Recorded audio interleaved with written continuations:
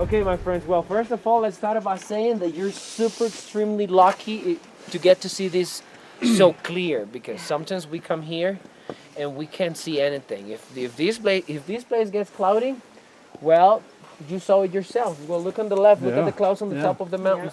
That's what you would see if this was cloudy. And sometimes it's so cloudy that you can't even see 9 feet ahead of you. So of course you wouldn't see that. You miss it. Sometimes people come up here and they don't even believe that there's a volcano because it's so cloudy. Now, this is a very cool volcano, my friends. This is one of the 7 active volcanoes in Costa Rica. It's called the Poás volcano, which is spelled the P-O-A-S, which comes from the Spanish word Puas, P-U-A-S, which means thorns, because in the community back there called Little Thorn, they used to grow a lot of bushes around their houses with thorns used for protection and as living fences. And they named the first town Little Thorn, and then the volcano was named after pretty much the same way, the Thorn volcano, Poás. This is the largest active volcano that we have in Central America. The diameter of the crater is like 1.3 kilometers from here, south to the north on the other side.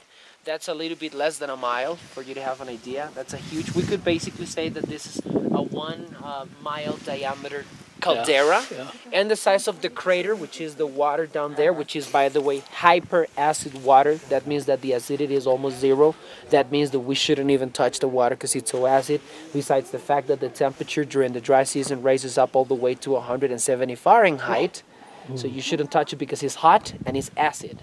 The size of that hyperacid lagoon is the same size, for you to have an idea, of 4 soccer fields together.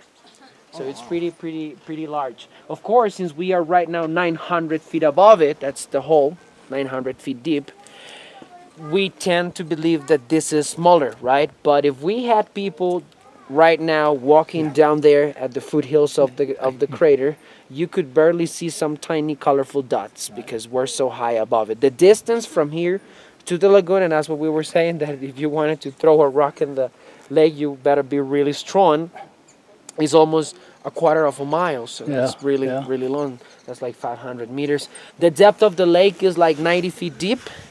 And this is an active volcano, even though you cannot see lava right now. Because the lava is underground, that's the reason why the temperature of the hyperacid lagoon goes all the way up to 170 and even 180 Fahrenheit a couple years.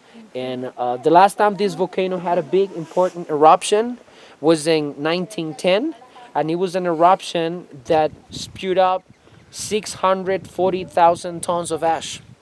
And since we are at 8,500 feet above sea level right now in the central volcanic range of Costa Rica at the northeast of San Jose, the wind blows really rapidly and drags all those ashes towards the big cities of San Jose, Heredia, and Alajuela, causing a lot of trouble because, of course, ashes are hard to breathe.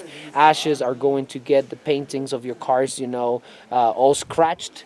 Also, the ashes in big concentrations like that are going to fall on the ground, and they are so tiny that they're going to create like a layer of plastic, like a paste that covers the surface of the ground. And then when it rains, the water is not going to be filtered in the ground. So the water is going to flow on top of that paste all the way to the river. So the rivers are going to get flooded. Then the cities are going to get flooded. So if you used to believe that the ashes are not exactly that bad, think about it twice. Because ashes are actually a big problem in Costa Rica when we've had eruptions that involved ashes. And also, this volcano has the power to blow things away, right? This is a volcano that has a lot of power. And even though it doesn't have right now pyroclastic activity, the volcano is not dead. It is active. And at any point, it could just have an eruption. That's why we try to keep an eye on the volcano 24/7. Did you see the cameras up there? Oh. There's a camera. There's some cameras there. They belong to the Costa Rican University, National University